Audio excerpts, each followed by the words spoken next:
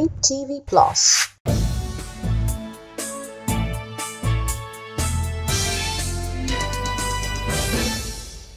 You are watching Evening News Update on Flip TV Plus. Here are the headlines. I don't need title to serve in Tinubu administration, Fashola. Flood takes over estate in Lagos. President Tinubu arrives Abuja after a week out. NLC threatens indefinite strike, gives deadline. Lagos government begins partial demolition of distressed structures. Rema hails Fela, orders as Countdown Remix bags Afrobeat Award. Lagos Assembly summons Lamata over non-use of Yoruba language in train announcement. Now the news in details.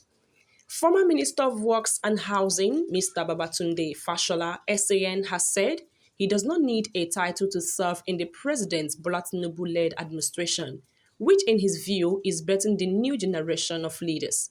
Fashola, a close aide of Tinubu, said this in an interview with NAN at the Lagos State University, Ojo, on Tuesday. He was at the university to deliver a keynote address at the institution's 5th Research and Innovation Fair. The former Lagos State governor, who also served as Tinubu's chief of staff when the president was governor of the state, was responding to a question on his role in the present administration at the federal level and possibility of an appointment. He said there was the need to bring more outstanding public-spirited people to occupy spaces as they evolve. Fashola said he looked forward to a lot more youthful people being part of the administration. Moving on, in Lagos State, residents of Gatehouse Gold Crescent, LSDPC bungalow scheme Oke-Afa is Solo, Lagos, are currently living in fear after heavy flooding took over their estate on Tuesday, September 12. The flood was induced by the downfall.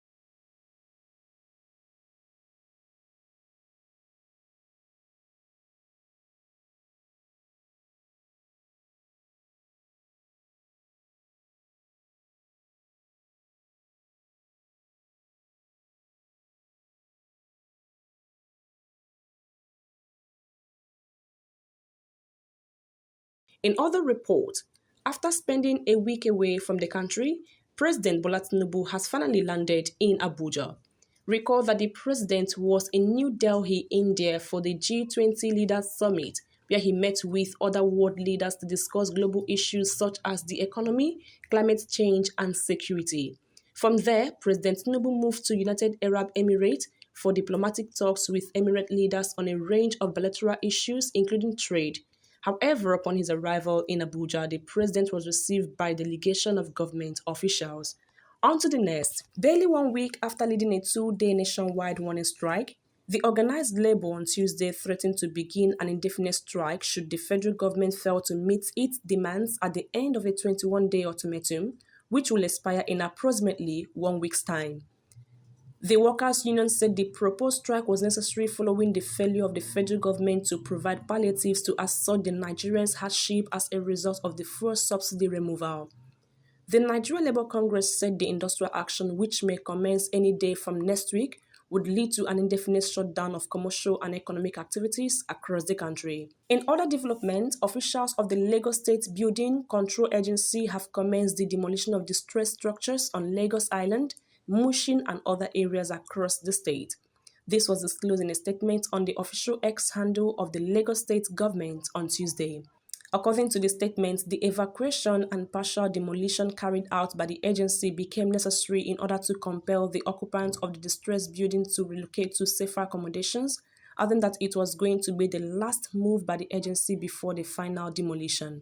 The statement revealed that the agency had earlier marked the buildings unfit for habitation and the occupants were expected to have vacated the affected buildings for their safety. On entertainment, Nigeria's famous singer Rema and Selena Gomez gave beautiful speeches as they received the award for the Best Afrobeat Song at the 2023 MTV Video Music Awards on Tuesday. Rema featured Gomez on the hit record Calm Down, which has since gone on to amass over 1 billion streams according to Spotify Records. Receiving the award at the Prudential Center in New Jersey, United States of America, Rema thanked Afrobeat forefathers, Fela, Baba and the band, amongst a few others, for their impact on his music career.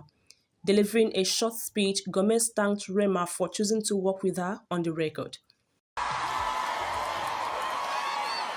Africa in the house tonight.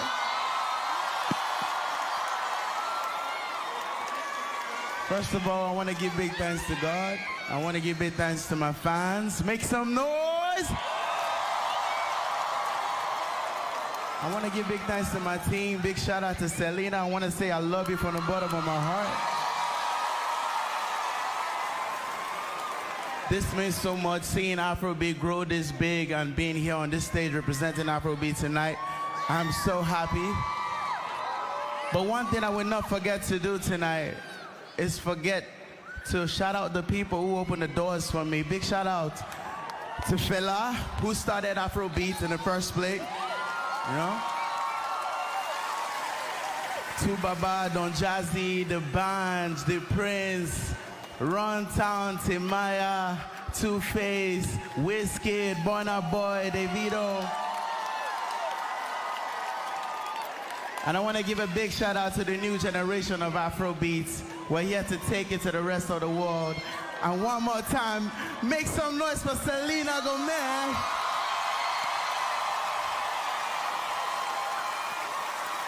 But before we walk out of this stage, I feel Selena should say something, you know? I want you to come on. Thank you. Thank you so much, Rema, for believing in me, and thank you for choosing me to be a part of such an incredible song that's been able to break records.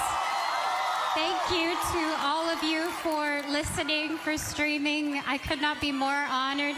And I want to send all my love to Nigeria. Thank you.